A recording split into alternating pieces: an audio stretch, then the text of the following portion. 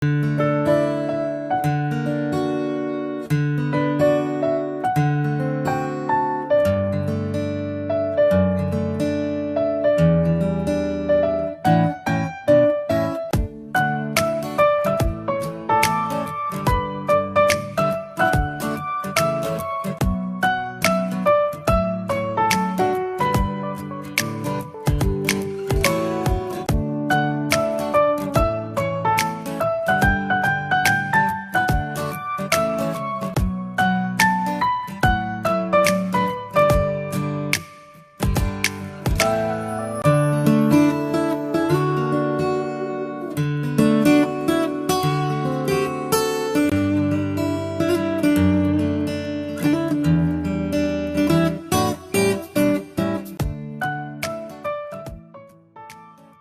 บ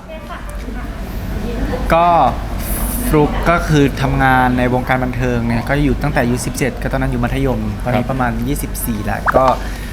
เคยเล่นละครเล่นหนังมาบ้างครับก่อนที่จะมาเล่นเรื่องด้ายแดงก็จะมีช่วงที่แบบอาจจะเรียนอยู่ในมหาลัยอะไรเงี้ยที่แบบจะไม่ค่อยได้ทำงานเท่าไหร่ครับ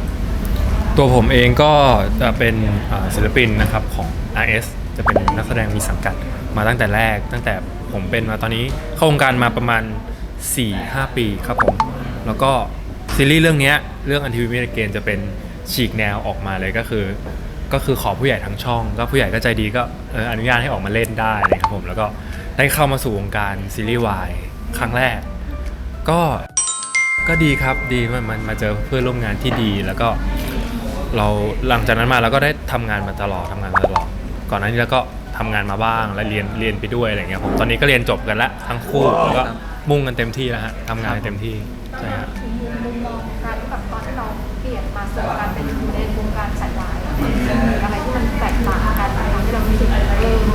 สิ่งที่ดีที่เรากล้าที่จะเปลี่ยนคือตอนแรกเนี่ยเราคิดเยอะมากเกี่ยวกับเรื่องนี้ว่าเราจะมาเล่นซีรีส์แบบนี้แล้วซีรีส์วายแล้วเราควรจะคิดยังไงเราจะเล่นได้จริงหรือเปล่าเราจะรู้สึกจริงหรือเปล่าแต่พอเราได้เปลี่ยนแนวแล้วเรามาคิดใหม่ๆเรามาศึกษาเพิ่มเติมแล้วก็มันทำให้รู้ว่ามุมมองความรักแบบอย่างเงี้ยครับผมแบบผู้ชายมันเป็นอะไรที่มันเป็นเรื่องธรรมดามากคือเพศเนี่ยไม่จำกัดอยู่แล้วแล้วก็การที่เรารักกันมันก็เป็นสิ่งที่ถูกต้องรักกันในทางถูกต้องหรือเปล่าแค่นั้นก็พอครับว้าวก็ถ้าพูดถึงในมุมมองเรื่องของการรับเล่นด้ายแดงใช่ไหมครับอย่างฟุกก็อาจจะเคยเล่นวายมาคือจริงๆเรียกว่าตั้งแต่งานเรื่องแรกก็เป็นวายแล้วอะไรอย่างเงี้ยก็รู้สึกว่าคือเรื่องนี้เนี่ยมีความแตกต่างที่มันเล่ามุมมองความรักในแบบค่อนข้างที่จะแบบเป็นแนวดราม่านิดนึงก็ทำให้เราได้เห็นมุมมองอะไรต่างๆมุมมองที่มันแปลกใหม่จากที่เราเคยเล่นมาอะไรเงี้ยครับแล้วก็เป็นอีกประสบการณ์หนึ่งที่เรารู้สึกว่าเป็นอีกขั้นหนึ่งของการแสดงเราที่เราเคยเล่นมาอะไรเงี้ยครับเพราะจริงๆก็ไม่ได้เชื่อมั่นในตัวเองขนาดนั้นตอนแรกว่าเราจะเล่นได้หรือเปล่าเพราะว่ามันค่อนข้างที่จะดราม่าหนักมากอะไรเงี้ยครับแต่สุดท้ายก็ออกมาก็พอใจพอสมควรครับก็รู้สึกดีใจที่ทุกคนชอบครับผมถ้าพูดถึงย้อนกลับไปถึงวันที่เรารู้สึกว่าเราอยากเป็นนักแสดงมันมีจุดเริ่มต้นสำหรับฟลุกเนี่ยคือความเริ่มต้นไม่ได้เริ่มต้นจากที่ว่าอยากเป็นนักแสดงมาตั้งแต่แบบเด็กๆเลยอะไรเงี้ยคือตัวเองเขาเรียกว่ามีโอกาสมากกว่าจากตอนแรกซีรีส์เรื่องแรกที่ได้มาเล่นก็เพราะว่าไปแคสติ้งมีคนเขาแบบว่าเห็นเขาอาจจะเห็นศักยภาพอะไรบางอย่างของเราเขาก็เลยเรียกเราไปแคสตอนนั้นเนี่ยเราก็รู้สึกว่ามันน่าสนใจดีก็เลยลองไปแคสดูแต่พอเล่นไปจากเรื่องแรกเรื่อง2เรื่อง3เราก็รู้สึกว่าเรามาทางแนวนี้เรารู้สึกว่ามันชอบมันใช่เราเล่นแล้วเราแบบเล่นได้นะอะไรเงี้ยได้รับคำชมจากคนอื่นมาบ้างอะไรเงี้ยก็รู้ทำให้เราแบบมีกำลังใจอยากจะพัฒนาตัวเองต่อไปเรื่อยๆจนมาถึงตรงนี้แหละครับว้าวคืออย่างที่บอกว่าก็จะคล้ายๆน้องฟุกแต่ว่าผมเป็นคนที่จริงๆไม่เคยอยากจะเป็นนักแสดงหรืออะไรเลยดาราผมเริ่มต้นมาจากการที่ตัวเองอยากเป็นนายแบบที่บ้านคือพี่ชายผมก็เลยแบบเป็นป่าดันก็เลยแบบเขาทำงานด้านวงการบันเทิงมาก่อนตั้งนานแล้วตั้งแต่ผมเกิดไม่ใช่ผมโตมาเพราะเขาก็เรียนด้านนี้มาเขาก็พาผมแบบโอมไปทำอย่างนี้ดิโอมก็ลองดูแล้วก็ลองไปประกวดในแบบดูจนเราได้มีโอกาสได้ผู้ใหญ่ไปท้าทามไปแคสที่บริษัทที่ช่องอะไรครับผมก็ได้ทำด้านนี้มาทำไปเรื่อยๆมันก็รู้สึกสนุกอะไรครับผมก็คิดว่าจะ ทำต่อไปจะพัฒนาไปเรื่อยๆเพราะว่ามันไม่มีขีดการความสามารถอยู่แล้วมันก็ค่อยๆพัฒนาต่อไปเรื่อยๆครับผม มันมีจุดไหนที่แบบพอถึงจุดเนี้ยแล้วรู้สึกว่าอุ้ยเนี่ยมันสนุกและใช่แล้วสำหรับเราอะไรเงี้ย สำหรับฟลุกล่ะครับคงจะเป็นเรื่องของบทบาทการแสดงที่เราเล่นมากกว่าบางทีอย่างเหมือนอยู่ในวงการมาอย่างเงี้ยเราก็ได้รับบทอะไรที่ค่อนข้างที่จะแบบหลากหลายมาก เป็นแบบว่าเพศทางเลือกก็เป็นมาแล้ว เด็กติดยาก็เป็นมาแล้ว เป็นผีก็เป็นมาแล้ว เป็นเด็กพม่าก็เป็นมาแล้ว คือเรารู้สึกว่ามันเป็นเสน่ห์อย่างหนึ่งของการเป็นนักแสดงคือนักแสดงมันต้องเล่นได้ทุกบทบาทโดยที่ต้องเหมือนแบบก้าวข้ามจากคอมฟอร์ทโซนของตัวเองออกมาอะไรเงี้ยมันเป็นอะไรอย่างหนึ่งที่เรารู้สึกว่าตรงนี้แหละมัน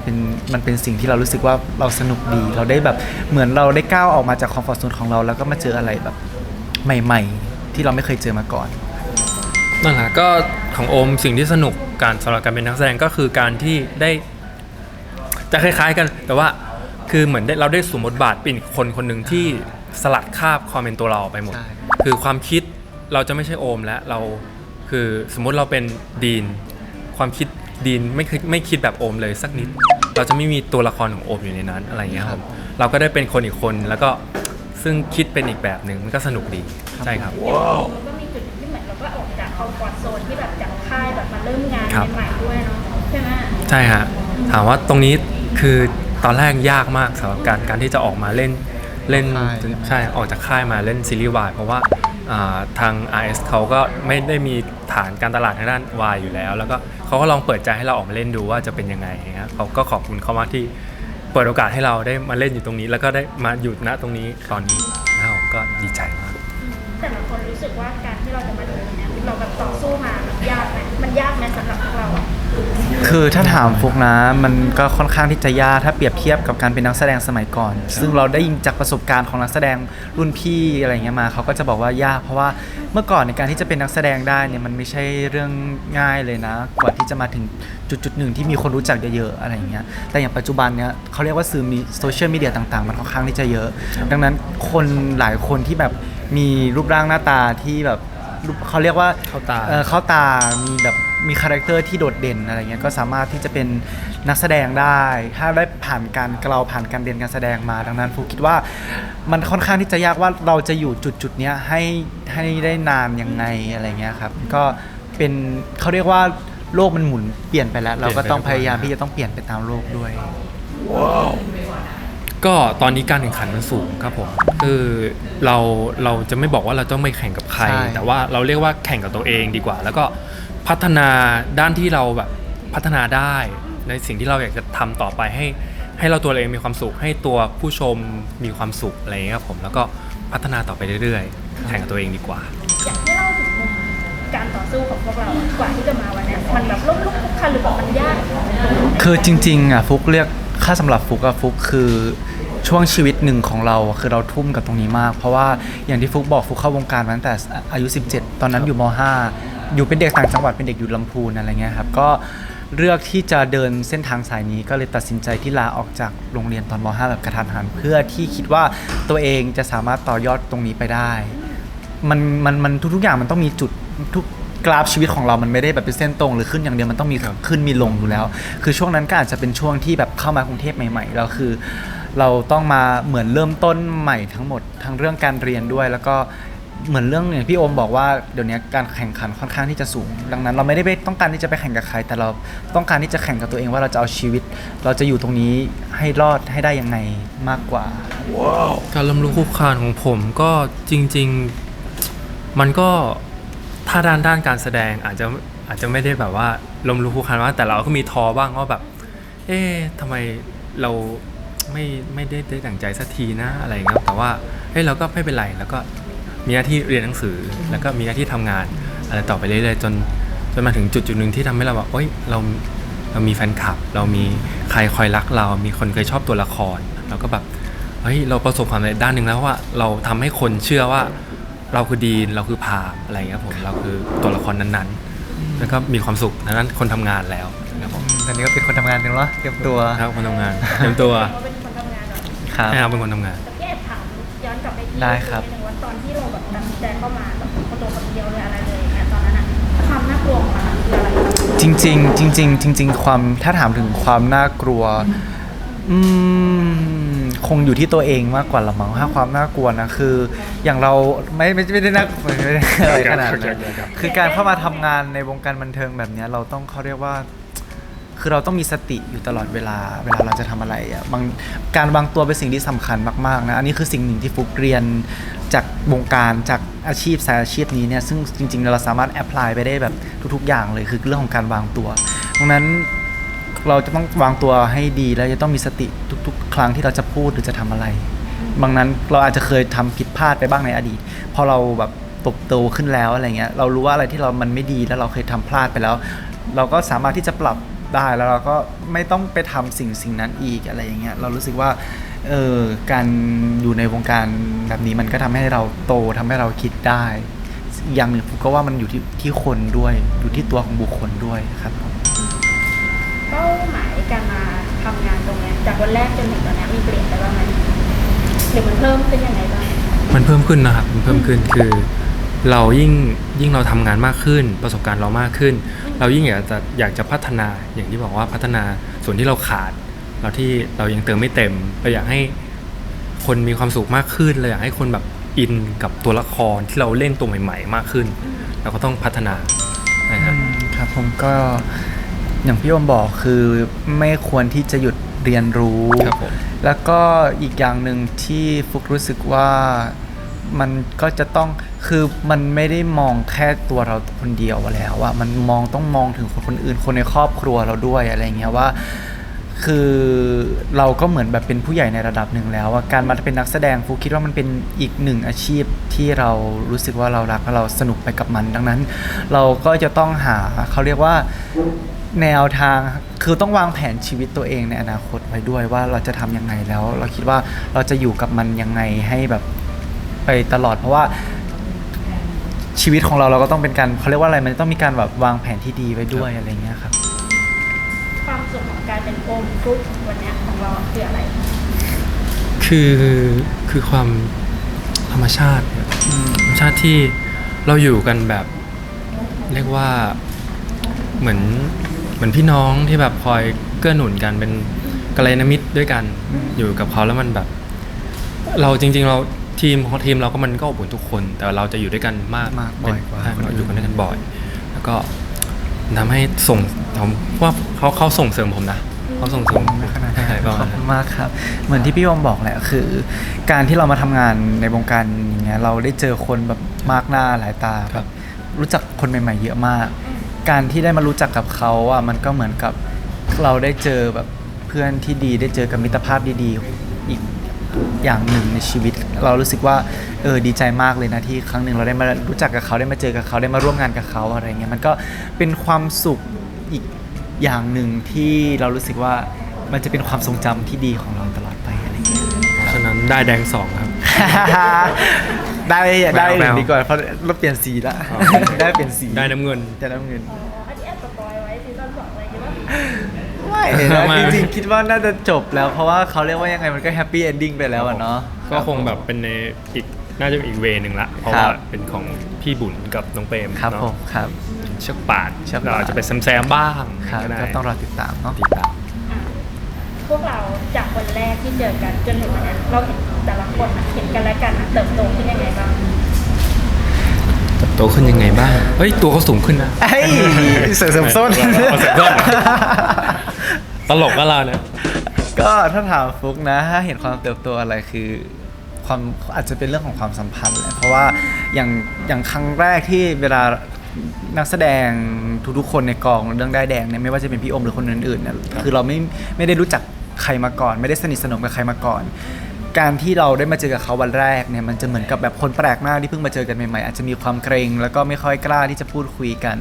แต่พอด้วยความเวลามันผ่านไปจากเดือนตอนนี้กลายเป็นปีแล้วก็รู้สึกว่ามันก็รู้สึกสนิทใจมากขึ้นกล้าที่จะหยอกกล้าที่จะเล่นกันมากขึ้นมันก็เหมือนพี่เหมือนน้องที่คอยแบบเป็นห่วงเป็นใยกันอาจจะมีแกล้งกันบ้างอาจจะมีแบบด่ากันบ้างอันนี้ไม่มีพูดไว้ก่อนก็คือแต่จะมีตบตีอันนั้นก็ไม่มีอันนั้นก็ไม่มีก็อาจจะมีอย่างเงี้ยฮะก็จะมีความแบบสนุกสนานที่ฮามากขึ้นอะไรเงี้ยฮะ ด้วยเนเจอร์ของผมจะเป็นคนที่ถ้าเจอผมใหม่ๆจะเป็นคนที่เงียบๆนิ่งๆอะไรอย่างเงี้ยผมก็อาจจะมองว่าแบบว่าเอ้ยไม่ค่อยกล้าคุยไม่ค่อยอะไร ผมก็เป็นคนที่เข้าหาคนไม่ค่อยเก่ง แล้วก็พอได้เราได้รู้จักกับเพื่อนๆรู้จักกับน้องอะไรเงี้ยเราก็พอสนิทไปเรื่อยเราก็อย่างที่บอกว่าความสัมพันธ์มันเริ่มพัฒนาว่าแบบเอ้ยเราเริ่มแบบสนิทกันมากขึ้น ผมก็จะแกล้งละแกล้งฟุกแกล้งคนนั้นแกล้งคนนี้แต่แกล้งน้องจะหนักหน่อยใช่ครับ ถ้าให้นิยามเราสองคนเนี่ยเรียกว่าเป็นอะไรของกันและกัน เป็นหมี เป็น เป็นหมีแบบหมีอบอุ่นไง เป็นแมวแล้วเรา หมีอะหมีมันจะอบอุ่นคือแบบเราไปจินตนาการเราไม่ได้แบบหมีเป็นตัวแบบหมีตุ๊กตาหมีตัวใหญ่ๆสีขนสีน้ำตาลขนนุ่มๆอะไรเงี้ยคือก่อนแล้วอบอุ่นเราดูเป็นอบอุ่นดีอะไรเงี้ย เหมือนอยู่ที่บ้านไหมครับผม ครับ ที่บ้าน โฟมน้องโฟม น้องโฟม โฟม ถ้าเปรียบเทียบเขาเป็นอะไร จริงๆก็จะเป็นหนูแหละแต่ตอนนี้เริ่มผสมแล้วเป็นแมวแล้วอย่างที่บอกว่า คือเขาก็ขี้อ้อนทุกวันเนี่ยน่ารักคือเขาขี้อ้อนทุกคนแล้วก็กับพี่โน้ตกับแฟนๆอะไรเขานะทุกคนครับอะไรอย่างเงี้ยแต่ว่าน่ารักครับเป็นมุมที่ละมุนใจ มันมีมุมน่ารักของเขาของกันและกันที่เรารู้สึกว่าคนอื่นไม่เห็นแต่เราเห็นอะไร ก็อาจจะเป็นเรื่องของความเป็นห่วงเป็นใยคือเรารู้สึกว่ามุมนี้คนอื่นอาจจะไม่ค่อยได้เห็นหรอกเพราะว่าบางทีเรารู้สึกเวลาเรารู้สึกดาวรู้สึกแบบไม่โอเคอะไรเงี้ยเราก็จะรู้สึกเขาก็จะถามว่าโอเคไหมเป็นอะไรหรือเปล่าอะไรเงี้ยก็มันเป็นความรู้สึกที่เรารู้สึกว่าบอกไม่ถูกเหมือนกันนะว่าแบบว่าคนหนึ่งที่เขาถามเราแค่นี้เราก็รู้สึกดีใจแล้วอะไรอย่างเงี้ย ความใส่ใจของน้องครับน้องใส่ใจทุกรายละเอียดอย่างที่บอกว่าเขาเป็นสมาร์ทบอยแต่ว่า เสื้อตัวนี้โอ้ เสื้อตัวนี้ปังไม่ใช่ อันนั้นละเอียดไป ใช่ นะค ครั รับบ ขอโทษครับ เราก็จะอย่างที่บอกว่าเราจะดูแลกันแล้วกันนะครับน้องๆก็ดูแลเก่งแบบนอกจากอ้อนเก่งแล้วยังดูแลเก่งอีกดูแลนั่นทำอย่างนั้นอย่างนี้ มีการอย่างเช่นอยู่ในกองเขาก็จะคอยแบบตอนก่อนเข้าซีนเขาพี่อมเล่นยังไงดีเนาะแบบพี่อมเล่นอย่างนี้สิอะไรอย่างเงี้ยนะพี่อมทำหนูได้นะพี่อมทำหนูได้นะเก่าพี่อมแบบพี่อมไม่ต้องกลัวหนูเจ็บนะอะไรอย่างเงี้ยแบบ ตบมาเลย ใส่ไปเลย ไม่ใช่ไม่มีตบตีมีนอนทับมีอะไรก็แบบทำชั่นเลยอะไรเงี้ยผมก็วันเนี้ยน่ารัก เหมือนชื่อเรียกเนี่ยเราจะได้ยินว่าเรียกน้องว่าหนู ครับ เรียกพี่เขาว่ามีคำเฉพาะว่า จริงๆอ่ะไม่ค่อยมีนะเพราะว่าฟุกก็จะแทนตัวเองว่าหนูอยู่แล้วพี่อมบางทีเขาก็จะเรียกว่าหนูว่าหนูแหละแต่คือเขาก็จะมีฉายาของเขาเป็นพ่อหมีอะไรอย่างเงี้ยแต่คือแต่ชีวิตจริงเราก็ไม่ได้เรียกเขาว่าพ่อหมีอยู่แล้ว ก็เรียกพี่โอมปก ห ติ มี มี ก็ไม่ได้ ว่าไงหนู หมี ไม่ได้ อะไรเงี้ยมันก็ไม่ได้อะไรเงี้ยเราก็เรียกพี่โอมว่าอย่าง ลอง เงี้ เรีย ย กแล้วไม่ได้แล้ว เรียกเราไม่เข้าไม่เข้า เฮ้ยพี่หมีอะไรเงี้ยเหรอ อย่าเลยครับพี่โอมเหมือนเดิม พี่โอมดีกว่านะครับ ผม เดี๋ยวคนอื่นจะตกใจใครว่าพี่ห ใคร มี มีอยู่ไหน เดี๋ยวถ้าเรียกไม่ถูกก็จะแบบ ใช่ ใช่